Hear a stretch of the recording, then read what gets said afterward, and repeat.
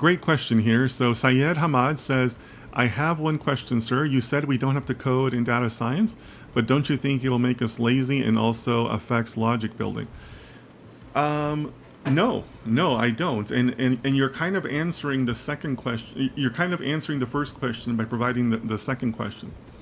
Because what I emphasize is that we're not going to write our own code, but you have to be smart enough to edit the code, right?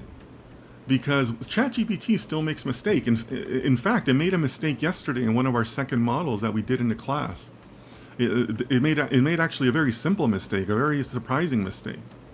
So you're still going to have enough knowledge to be like a level 2 data scientist to be able to recognize when things look right and when they don't, right?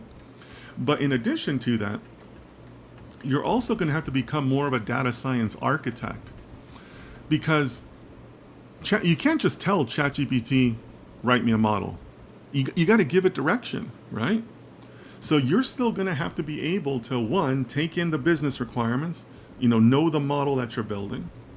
And then you're going to have to apply your own knowledge to say, oh, okay, yeah, I think I need this type of model here, and I want to run this experiments on this grid search, and then I want to go ahead and validate my model over here, and then I need a fourth class to do my prediction runtimes. Like, you're still going to have to architect it out and know, like, okay, I need these 3 different objects, and they're going to talk to each other like this, and